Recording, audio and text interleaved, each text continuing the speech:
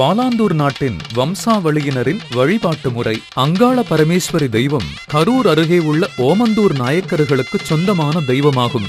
ஒரு சமயம் ஓமந்தூர் நாயக்கர்கள் பிழைப்பு தேடி வாழராஜபுரத்தில் குடியேறினார்கள். அப்போது வாலாந்தூர் வாழராஜபுரம் என்றே அழைக்கப்பட்டது. அவர்கள் வந்த சமயத்தில் வாலாந்தூர் 4 தேவர்களும் ஐயர்கள் வழிபட்ட வெங்கடேச பெருமாளையே வணங்கி வந்தனர். ஓமந்தூர் நாயக்கர்கள் வாழராஜபுரத்தில் வாழ்ந்தபோது தங்களின் தெய்வமான அங்காள பரமேஸ்வரி வாலாந்தூரில் வைத்து வணங்கி வந்தனர். சிறிது காலம் வாழ்ந்துவிட்டு பின்பு சொந்த ஊருக்கு சென்று விட்டனர். 4 தேவர்களுக்கும் பஞ்சம் ஏற்பட்டது.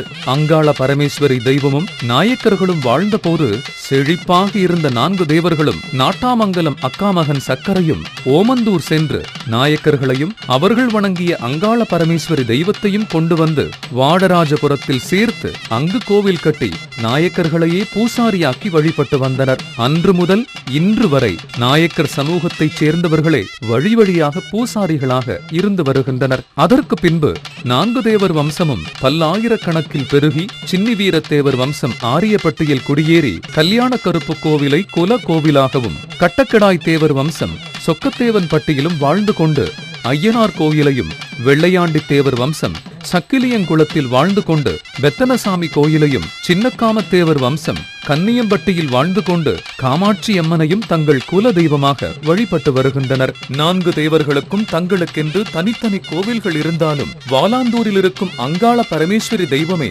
அவர்களின் குல தெய்வமாகும்.